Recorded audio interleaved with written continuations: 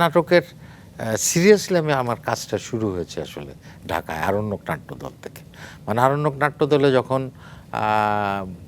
৮৩ সালে আমি ঢুকি, তখন আমার কাছে মনে হলো যে আসলে এই নাটকের কাজটি আমাকে সবচেয়ে বেশি টানে এবং এটাই আমার সবচেয়ে বেশি ভালো লাগে। কিন্তু ফরিদপুরে থাকতে অতটা বুঝতে পারি না। ফরিদপুরে ওই ছোটবেলার বন্ধু-বান্ধব আছে, তাদের সাথে খেলাধুলা করি, তারপরে তাদের সাথে আড্ডা দিই, তারপরে কলেজে যাই, লেখাপড়া করি, এইটা সেটা সবকিছু মিলে ওটা বুঝতে পারিনি। কিন্তু ঢাকায় এসে যখন একা হয়ে গেলাম, কারণ ঢাকাতে আমার বন্ধু-বান্ধব নাই, আত্মীয়-স্বজন আছে কেউ কেউ, কিন্তু আমার তো ওইরকম বন্ধু-বান্ধব নাই। কিছু বন্ধু-বান্ধব আছে যারা হয়তো ইউনিভার্সিটি তখন শেষ হয় নাই ওদের, কিছু আছে বুয়েটে, ওরা শেষ হয় নাই, ও মাঝে মধ্যে হয়তো ওদের ওখানে যাই।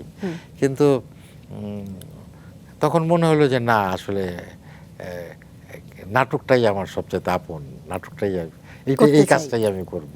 এবং আরণ্যক নাট্যদলে যুক্ত হওয়ার পরে আমার দৃষ্টিভঙ্গিও চেঞ্জ হওয়া শুরু হলো নাটক সম্পর্কে, অভিনয় সম্পর্কে, থিয়েটার সম্পর্কে আমার দৃষ্টিভঙ্গিও পরিবর্তন হওয়া শুরু হলো আর কি। এবং তখন থেকে আমার কাছে মনে হলো যে না, আমার যদি সুযোগ হয় তাহলে আমি আসলে থিয়েটারটাকেই কন্টিনিউ বা করতে চাই। অভিনয়টাকেই আমি পেশা হিসেবে নেব, শুধু কন্টিনিউ করব না, আমি এটাকেই পেশা হিসেবে নেব।